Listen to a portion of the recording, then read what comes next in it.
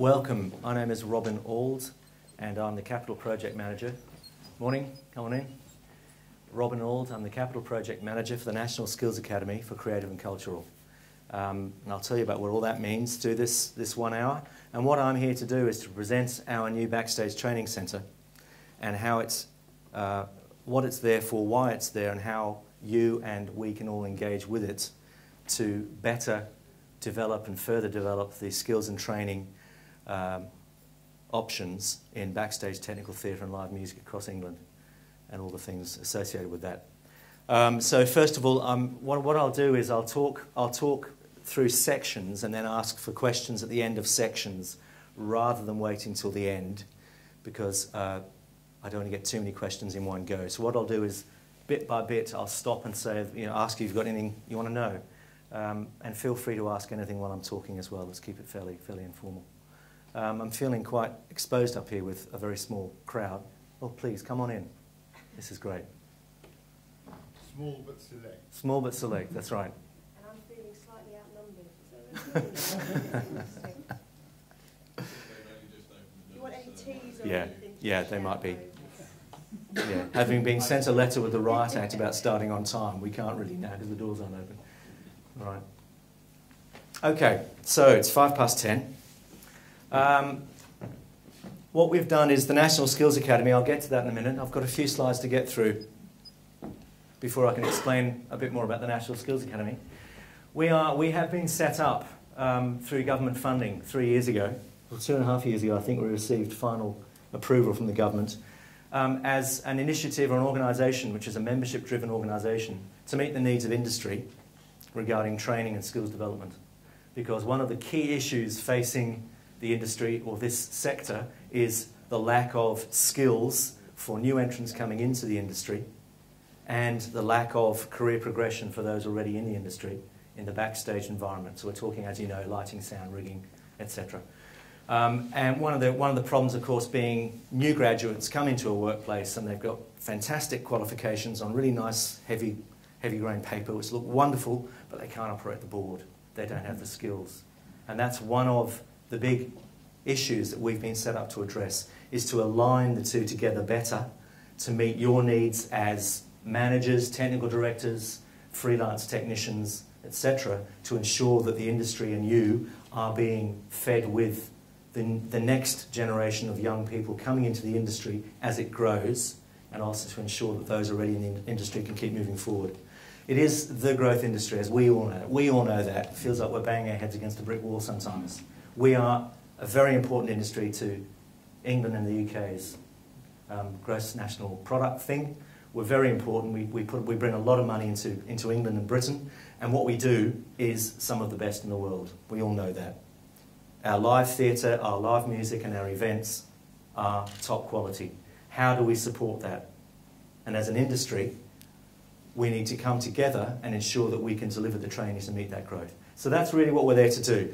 Now, we're doing it with the further education sector, who traditionally have not engaged terribly well with industry, and 20 further education colleges across England, we're calling them founder colleges, 20 further education colleges have been selected across all 9 government regions of England because of their commitment to upping their own game with regards to industry engagement and the courses they offer to make sure we can meet these needs for growth and change. So we're working with 20 FE colleges across England, from the furthest north being Gateshead, down to southwest England we have,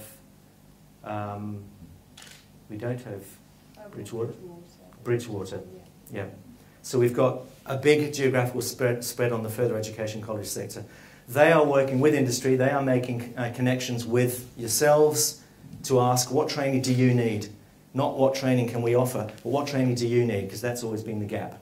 So we're bringing those two together. So that's what the NSA is doing in a very, very quick overview. It's the quickest I've ever done it.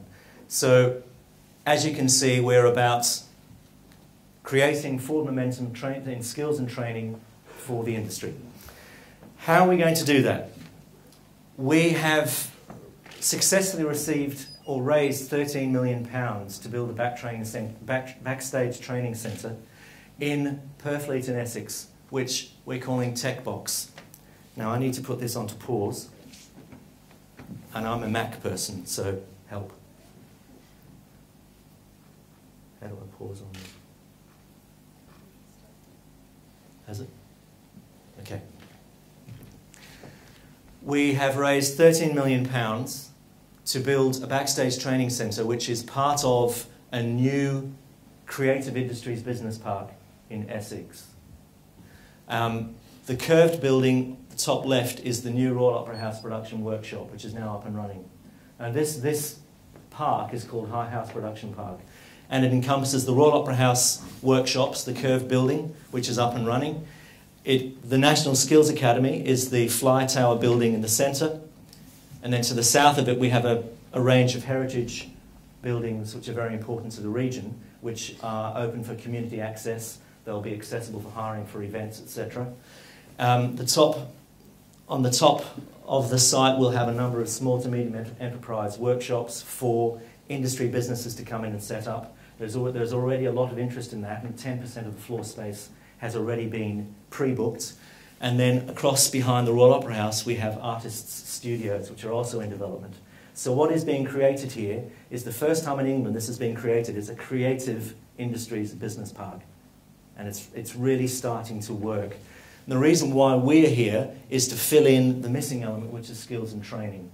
Now, obviously, there are going to be questions, no doubt, about why is it down there and not in the north of England, but we'll deal with that later, because we are a membership organisation and we're working across the whole of England.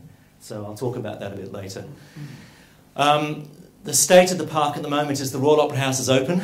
The heritage buildings down here have been completely refurbished and rebuilt, and they're in beautiful, beautiful buildings dating from the late 18th century on.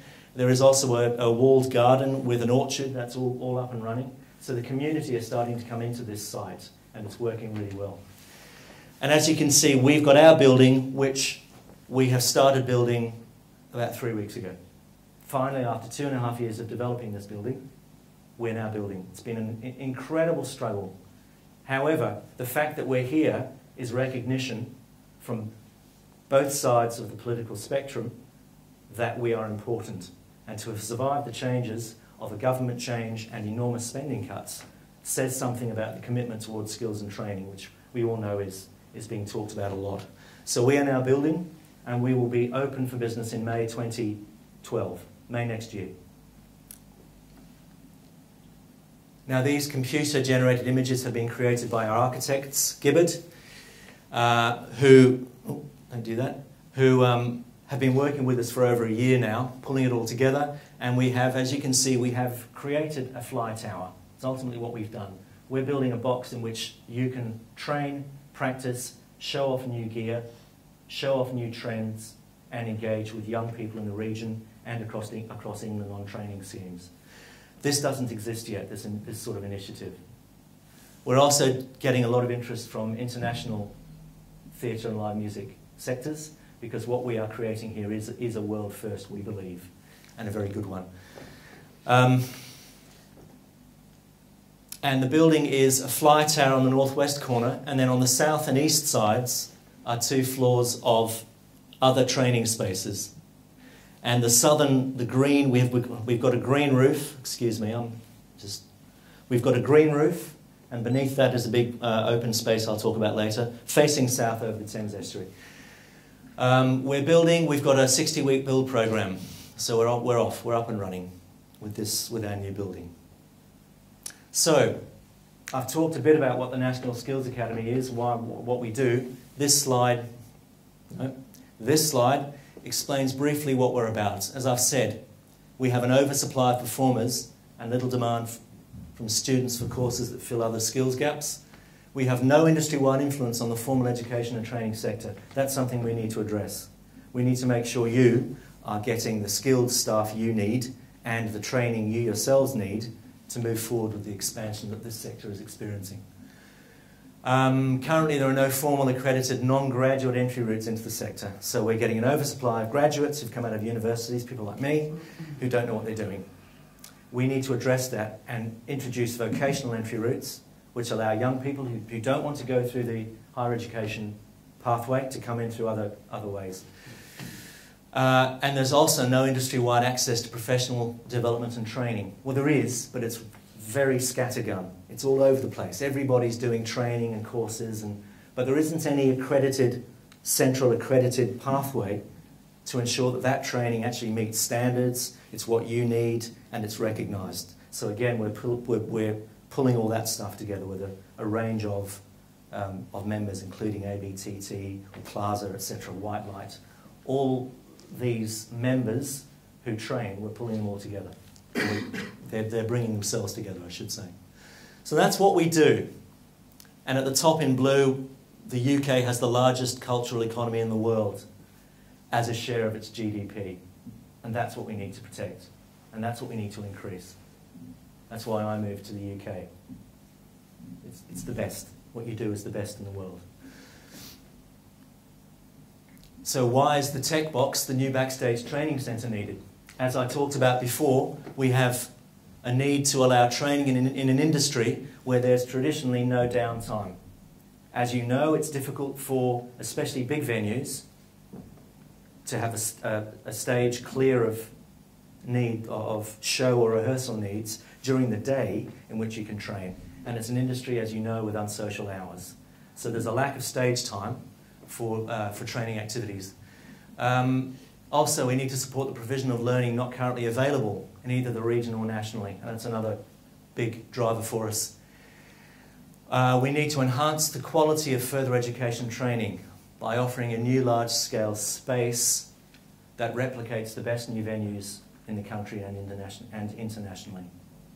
So our youngsters who want to come into the industry, currently or often, they are training in spaces that are not really replicating what you work with in the industry. So they'll be working in small studio spaces that don't allow any flying, that don't allow a full breadth of complex, big-scale technology. That's what this space can do. We've got a 20-metre high space. We've got a grid at 15 metres. We've got 3 different types of grid. We've got 875 square metres of floor space. That's what trainees lack access to. So that's what we can offer. We also will allow the industry to work with professionals and learners in showcasing the best that Britain has to offer, etc., etc. And the building will support industry expos and the developments of technologies and delivery of that technology. So it's not just training students, it's also training ourselves on new gear as it comes in. And one of the other big initiatives we're looking at doing is working with the music industry for live bands to come in, hire the space for a tour. Let's say they're off to North America. They come in, set up their arena stage, and for their rehearsal, they take in half a dozen young people who are currently doing, let's say, national diploma as part of that rehearsal process. So again, it's about bringing the profession and training together as has not yet been done. And we are getting a lot of interest from the live music industry about using this space with the understanding that young people will be training with them as they rehearse, which we think is a brilliant initiative for allowing young people to train with some of the best bands and theatre companies in the world. Okay. Now, the National Skills Academy. We have over 230 members. We're nationwide. Nearly everybody who's anybody's in the National Skills Academy. I have to be very careful when I say that because I realise none of you may be. But we do have a lot of members now. As you can see, we've put up a number of logos for the broad range of members we have all over England, from Sage Gateshead, Playhouse, Britannia Row Productions. We've got everybody on board. Royal Opera House, the National Theatre, Royal Shakespeare Company, etc. And a lot of the smaller venues and organisations. PLASA is another one. So we are engaging with the industry more and more.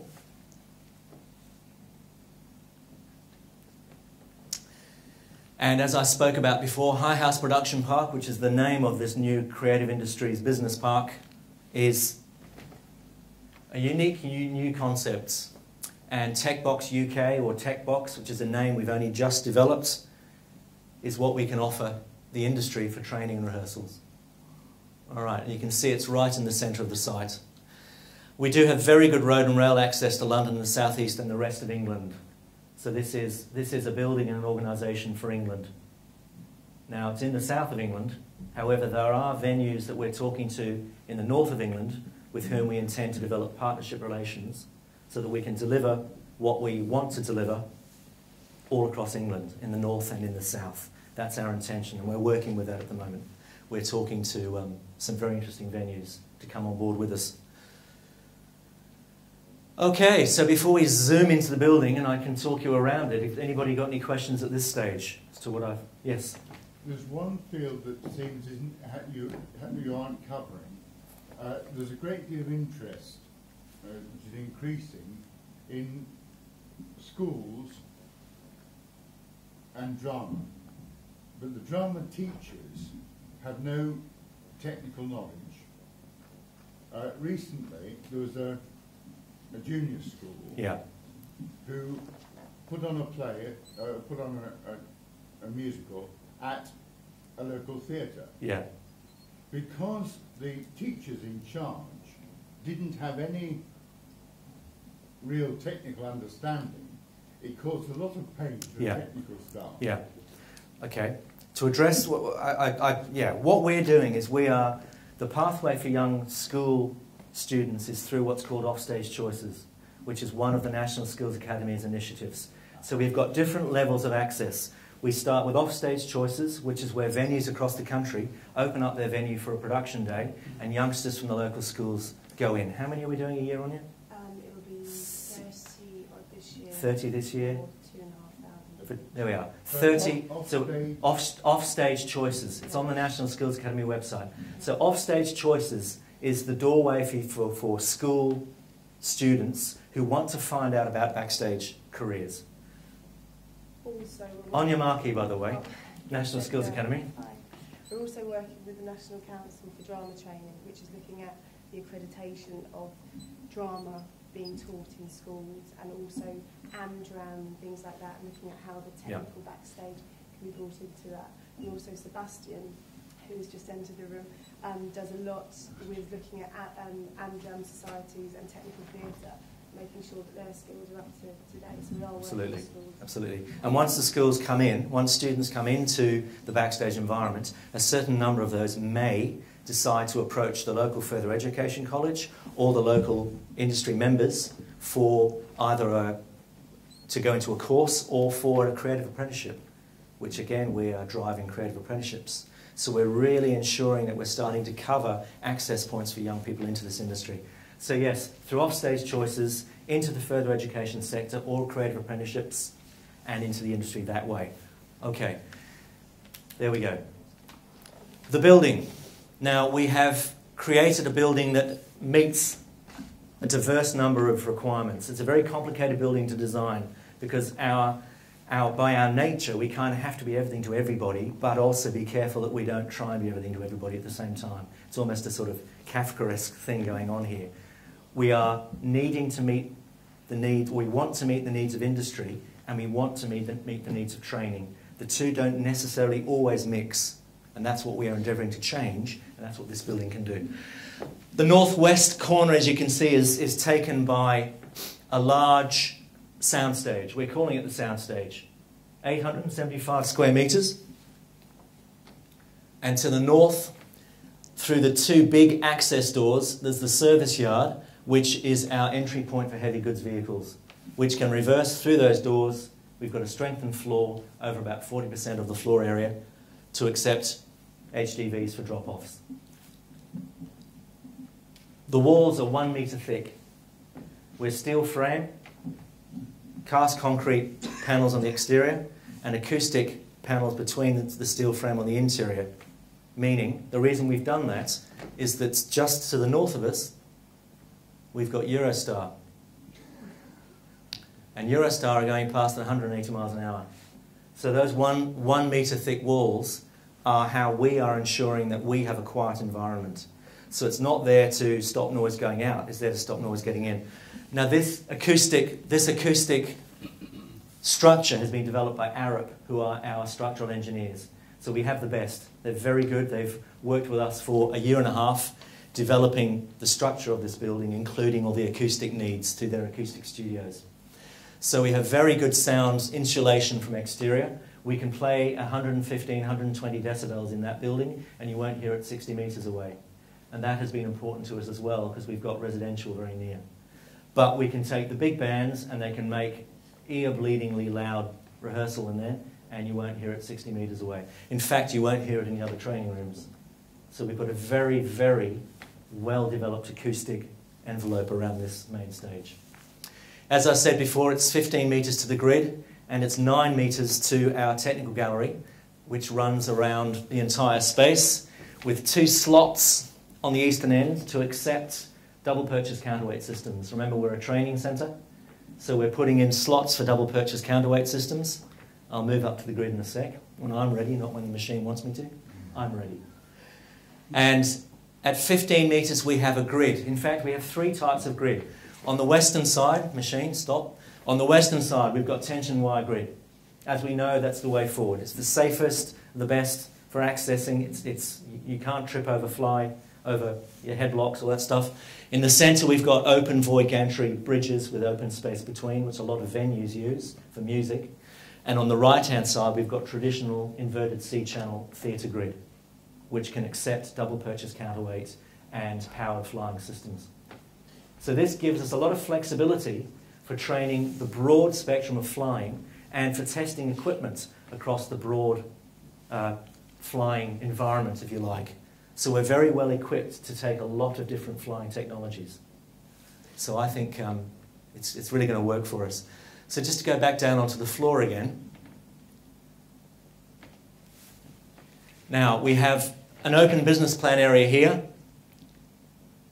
which is a green room effectively, and it is the most softly furnished space in the building. Shag pile carpet, heavy red velvet curtains, and a bar.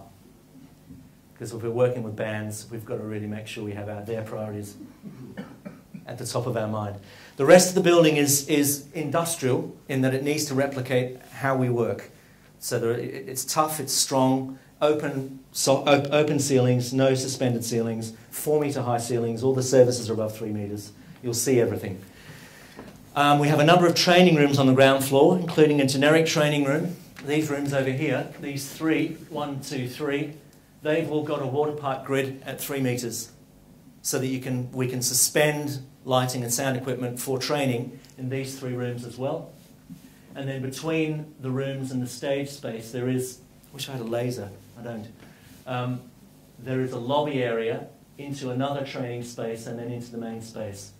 So we've got very good access into the space with good support as a precursor for going into the main space. If we have got a band in this venue and they want privacy, as is often the case, they may not necessarily want to be rubbing shoulders with 200 further education students. We have developed a security strategy where the lobby doors here are keypad entry, and halfway up or 3/4 of the way up that corridor is another keypad entry door, which breaks the space into 2 secure environments.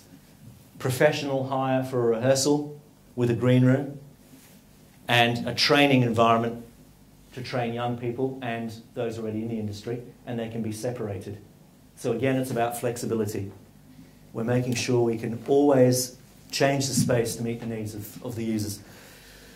We've also got a wet classroom teaching space down here, which has got a waterproof floor, it's got industrial sinks, and it's got a fume cupboard. And that will allow the training of props making, wet scenic painting on small items, mould making, some of the softer craft elements that are associated with, especially obviously theatre. And then we move upstairs. And upstairs we've got a very open plan area to the south looking out over this beautiful heritage walled garden, which really is amazing. The orchards are in bloom at the moment, which for Purfleet is very needed. And then to the east we have more training rooms, again with a suspended water pipe grid above the big generic training room. This one training room here has actually got a 5-metre ceiling. It's the only room in the building that does. It's got a 5-metre ceiling, and it's got a sprung floor, and it's got ballet mirrors and bars. So it's obviously a working dance space.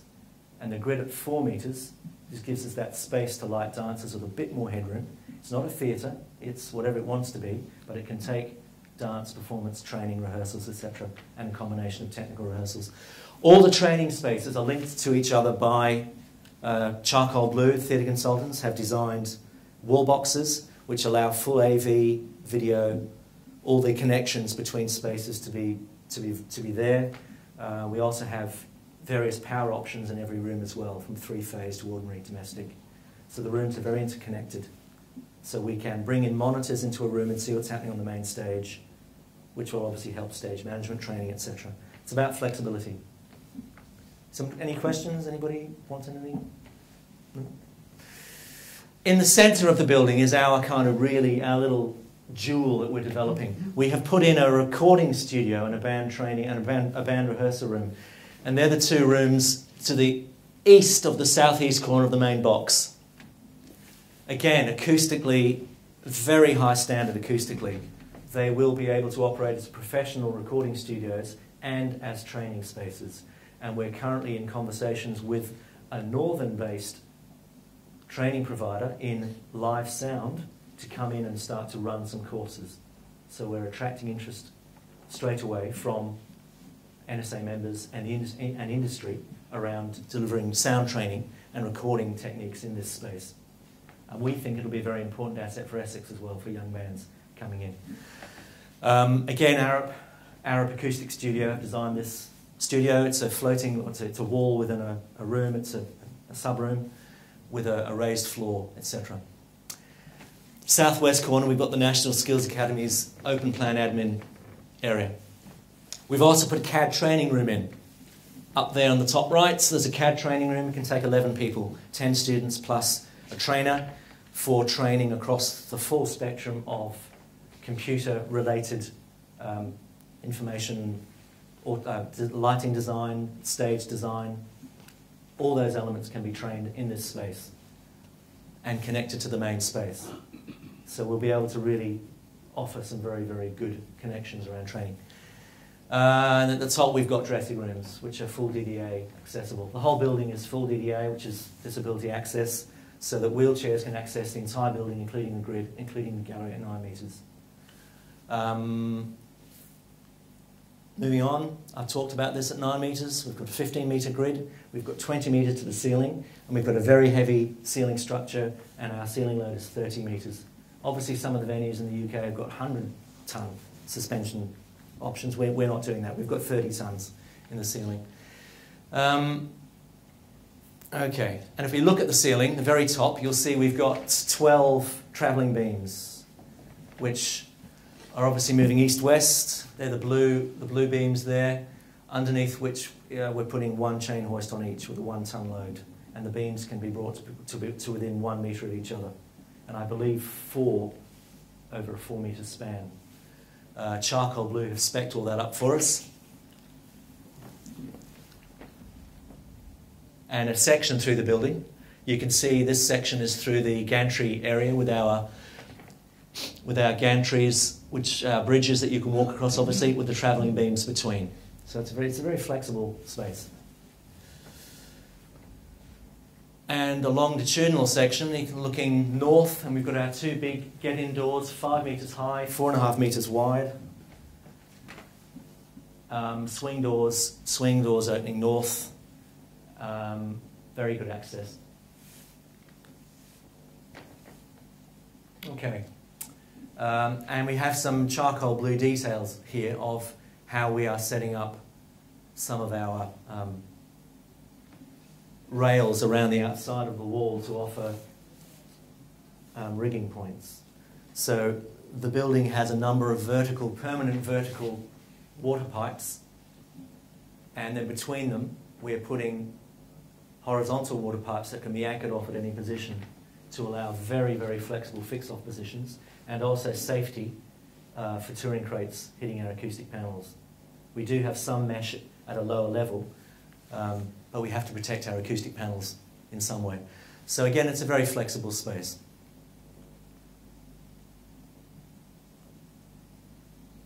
Our founder college network.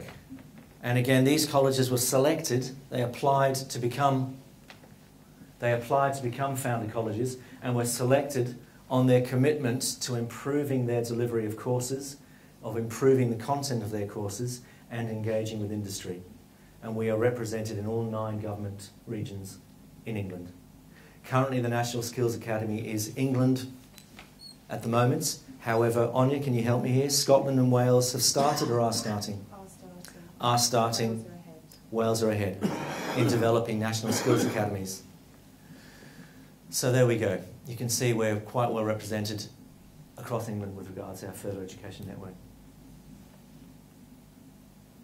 Has anybody got any questions? On that last map, Yes. yours, there are 2 areas that don't seem to be particularly well represented. Yes. One is East Anglia, and the other one is sort of round about the Oxford area, about level with.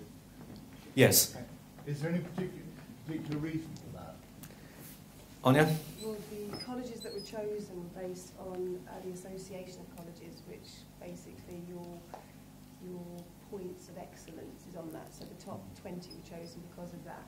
We're working on a programme around associate colleges, but the founder colleges have to identify who close to them or far enough away from them they would like to work with. So that's happening this year, associate colleges to the founder colleges. So those other areas where it looks sparse are going to be populated. And Anya Markey, by the way, I have not introduced Anya. Anya is our communications project manager, well, effectively communications director at this stage. So yes, Anya's been very engaged with developing the network and maintaining it, putting our message out, ensuring that we're being heard, etc. So we're both here to do this presentation. How large is the staff of this wonderful building? The National Skills Academy staff, we're a small... Actually devoted to... Yeah. The National Skills Academy staff will increase slightly to bring in building staff. We'll have probably a technical director / building operations manager, a lighting director, and a head flyman, with sound being brought in as and when required, and casual crew being brought in as and when required. We'll also operate a stage door with a full-time security person at the stage door or 2, so that we mimic stage door access. So you have 300 students in there? Up to 300, so yes. Who is doing the training of 300 students in the staff? We don't deliver training. We're just offering a building. The training is delivered by the sector. Further education colleges, industry members, they come in, use the space, bring the trainers with them. So what we're offering is a dry hire space and the NSA's, the National Skills Academy's support in delivering this training. So if an organisation wants to provide training for their staff, yes, they have to secure the use of your building and also the use of their own trainers in order to yes, do that? Yes. We would not be able to deliver training that meets everybody's needs. So we are working, sorry, just to butt in. We are working, we've just done an audit of all of our members and the training that members deliver, because there's specialists out there and we don't expect the college to deliver that. So those specialists will be bringing into our venue and then offering that training out. So we will be promoting masterclasses and training of that sort, but we're going to the experts. We're not trying to reinvent the wheel, we're finding out who's doing it well. Also for the training that colleges come and deliver in the building, we're looking at industry experts to come in and audit what they're doing, to give it that tick to say yes, we are delivering that well for industry, and so that the colleges are getting more out of this experience as well. It's like a CPD for them. Sorry, what's the CPD? Continuing professional development. So yes, very much. We are offering masterclasses. Masterclasses will be a big part of our delivery, of bringing in the best into our space, into this space, which is what's your space. Effectively, we are a membership organisation, into this space and offering top quality masterclasses. So that's the way forward. Anything else? Who in this room delivers training? Just nosy. I know, Adley? No. Oh, you're not Adley. Who's going to train? What sort of training? How do you see this fitting in with the higher education, as opposed to further education sector? We've just started engaging with higher education in the last year. Obviously, we are there to meet a niche which higher education aren't involved with. The higher education sector is very well supported. in what they offer, what they deliver. We're not there to challenge or engage with that, but they're aware of us. And we are now talking to them to look and see where we can cross over and support each other's practice, to engage between higher education, further education and the industry. So we have started talking to the big deliverers of training in the higher education sector. In London to start with, just because they're there and that's where we're based. But we are there at the moment. Our prime business offer is for vocational access into the industry. Anya. We are working with all the specialist higher institutes in regards to sort of RADA and motor group and all of those. We are looking to develop level 4 and level 5 apprenticeships. So we are working with the universities and higher education around that development and how that pathway works and how it can be recognised. So there's work happening, but the further education route is our first priority, and now it's how we engage with the higher education institutes. Because you started by saying, if I heard you rightly, that there were a lot of kids coming out of universities who weren't necessarily trained in the skills Yes. that the industry wanted. I just wondered if you were trying to Influence that. fill that Yeah, gap in yeah. terms of It's gentle influence, yes. It's showing, I guess it's showing them what can be done. And again, it's about changing from within. And we're talking to what could be considered, you know, the higher education courses that are good are there. It's not, you know, there are very good courses and colleges in the higher education sector. We're talking with them. But yes, it is about gently persuading and upping the game as far as it goes with delivery of training. Because one of the big problems that institutions face, both higher education and further education, is the way the funding strategy works. There's a lot of pressure to develop courses that students want to do rather than industry needs. That's all being forced. There's a change being forced on the sector, obviously, with enormous cuts happening. But we're there to suggest, actually, talk to these people when you're developing your courses. That's what we're gently. And a lot of our members are working with the higher education institutions already and helping to quality check or quality assure that. So I know a number of our members are already doing that, and we continue to encourage that. But we've got to look at the different levels, and especially with how finances are going and fees are going. The higher education institutes know they need to change their model, and they're looking at how to do that, and potentially it is getting industry to deliver parts of their courses to ensure that there is that vocational activity. Now, it's starting, but it's not as quick as industry moves. You know, there's a lot of, you know, national occupational standards and different things like that need to be developed to ensure that the training is fit for purpose. So it's coming. Next year's Leeds meeting, come and we'll talk to you about how we work in higher education. Can I ask if anybody here represents manufacturer or distributor of equipment? Okay, hi. I haven't spoken about how we're equipping this building, which is something which it's an ongoing conversation we're having with PLASA. Obviously we've got a big space and we've got no gear in it. Now, it's been a big philosophical question for us, is do we hold our own gear? Do we have stock? Because dealing with stock, as you all know, is tricky because of the maintenance issues, storage, etc. The path we've taken through consultation with our members and with our boards, etc., the path we've taken is that we are looking to develop relationships with PLASA members to bring in gear on a free hire basis to showcase their gear for fixed periods of time, so that students, young people, people in the industry can come into the space for training and be exposed to the latest gear. What we don't want to do is buy a stock of lights and in 5 years they're out of date, or in 2 years, or in 1 year they're out of date. And that's what I see when I go into a lot of FE colleges, is they are working with very old gear. And very old gear is often very good because it's the foundations of lighting. Pattern 23 is the foundation of lighting. A lot of colleges still use them. However, I was training on Pattern 23s 30 years ago. So they're there, but we need to make sure there's the other stuff that students are working with. So we are, through PLASA, starting to talk to the PLASA members. I recently commissioned from Charcoal Blue an analysis of what sort of gear we'd need and how much it would cost. So I now have something to go and talk to PLASA with. This is what we think the building needs. would you like to be involved in this on a, for example, a 12-month rolling contract where you give us some gear for a year, the latest gear, and young people train on it, which of course develops brand loyalty. There's a benefit to the provider because of brand loyalty and getting familiar with their gear. So that's how we're moving forward with developing the technical equipment strategy. So if you're interested, those representing manufacturers and distributors, have a chat to us.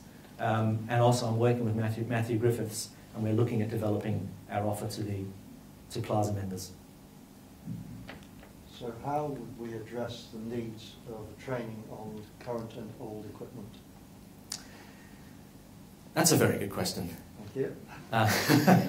Old equipment training needs. I mean, this is something we've not really analysed in great detail yet. You know, we have to have a look at that, yes. I mean, I might think hiring is Yeah. the first avenue for that. Yeah. Yes, you're right, short life, Yeah. short use, and a lot of hire companies, no difference to some of my colleagues in the industry, they do still hold some of that old equipment. Yeah. I certainly am a believer in starting with where it all came from as the place to start. It's not, you know, it's not necessarily the only place to start, but I think there's great value in looking at where lighting came from to get us to where it is today. And it's changing so fast now with the whole LED developments, so there's a lot to do. Which didn't really answer your question.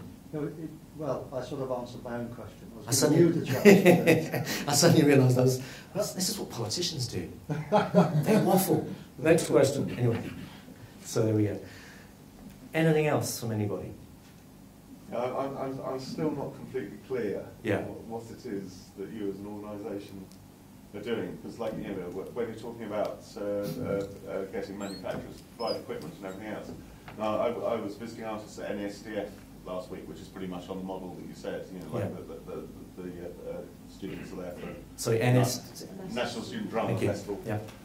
You know, like two huge wagons drawn up full of you know, the latest equipment, and the technical staff equipped 7 theatres and run pyrotechnics and pyrotechnic displays and everything else. So there, you know, there's clearly a time frame. There's clearly people that are delivering the training and working with the students, and there is all this equipment turning up. But if you're not actually providing the training, then how do you coordinate when the equipment's required for the training that's being provided by others? We are developing relationships with further education colleges in the region to develop curriculum approaches to how we deal with our training. We're also bringing on specialist staff, marketing staff, to sell the building and the space and the time to move towards that. But the NSA staff, and I mean, I imagine the staff at the National Student Drama Festival. We're working with them. Exactly. We sponsored the event that was Exactly. a couple of weeks. So it's about seeing what others are doing and how we can match that, okay? But very much it is about talking to the further education colleges. What can you do? What does your curriculum look like? And how can this building benefit from it, and vice versa? And then bringing in the timetable to meet that.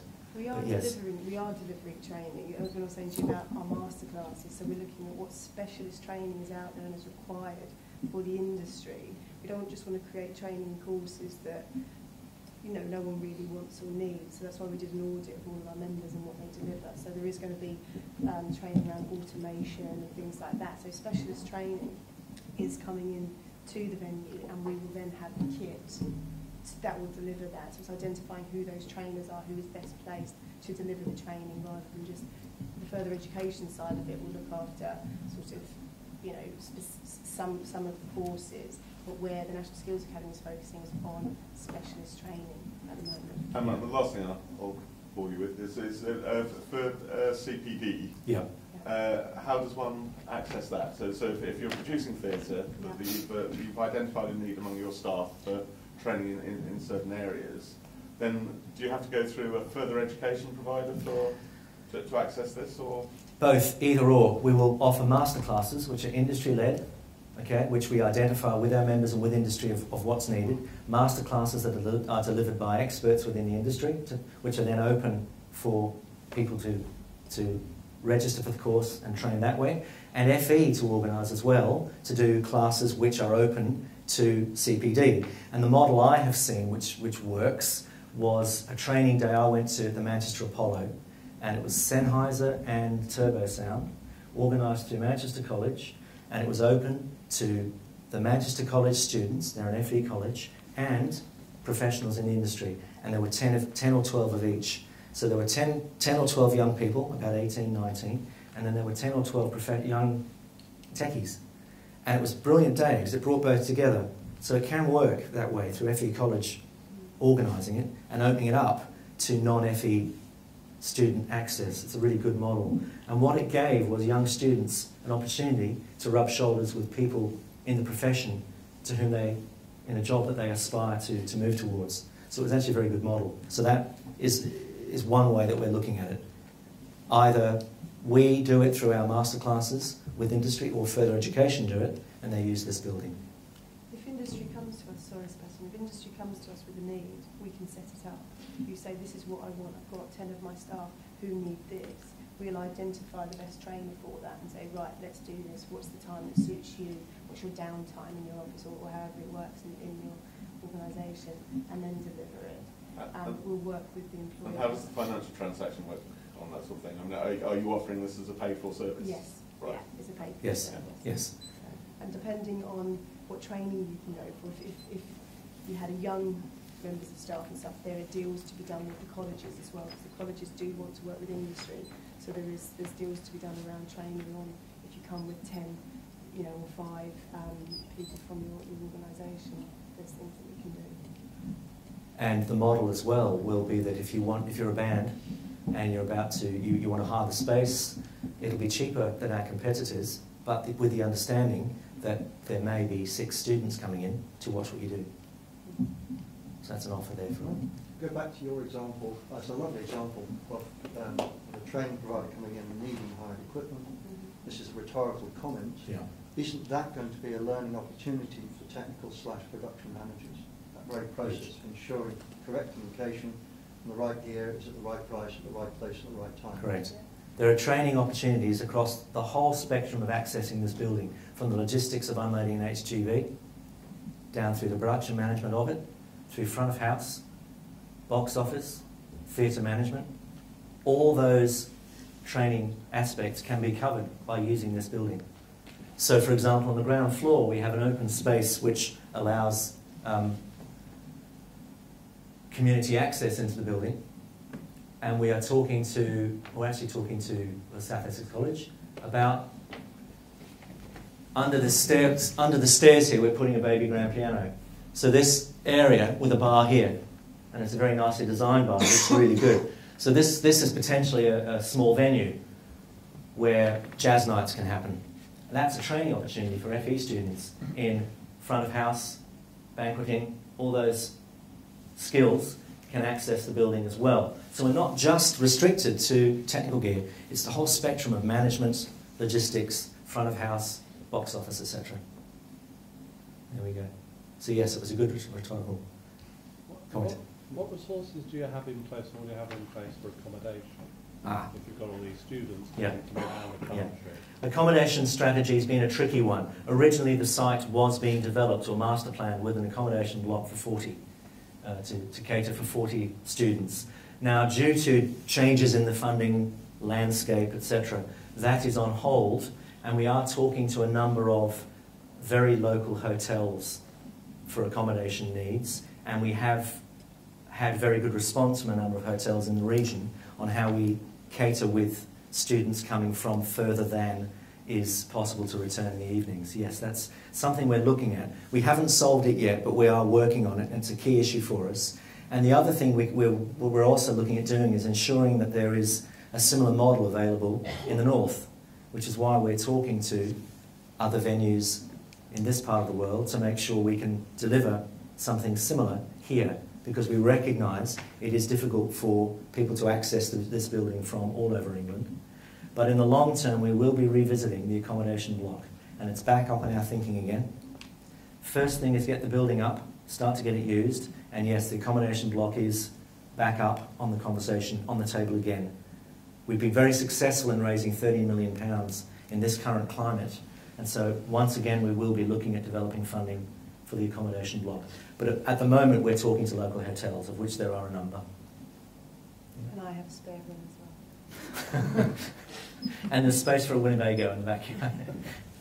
Yeah, 'cause Okay. it just seems with so much pressure on students Yeah. to fund themselves nowadays. Yeah, it Any is additional cost is significant. indeed. Presumably, will the courses be funded through their FE establishment, or will they have Yeah. to pay extra? Depends on their age, to be honest with you.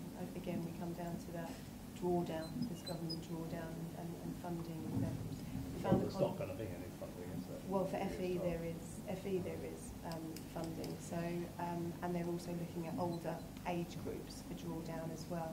But there is restrictions whether you've done a degree before or whatever it is. But yeah, there is options around funding, and the 20 FE colleges are also supportive of that.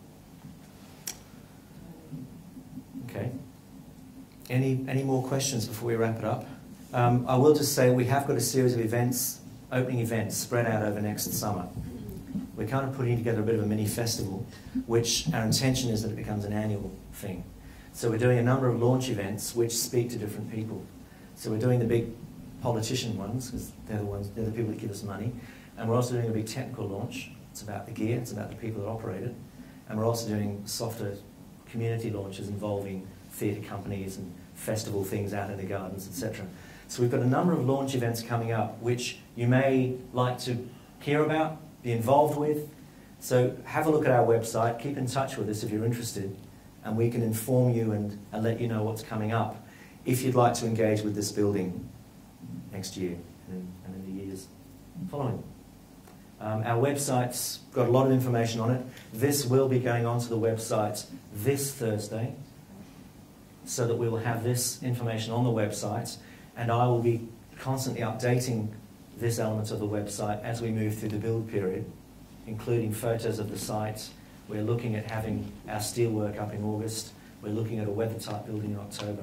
So more and more information will come onto our website regarding the building. So keep an eye out for it. And we are developing courses at the same time. Okay, that's it? No more questions? I'll hang around for a few minutes. I've got a couple of books down here on the front of the stage, which are this slideshow, if anybody wants to have a look at them. And then I think we finish up in a few minutes. So thank you very much for coming. I hope you've learned something about the National Skills Academy Tech Box. Thank you.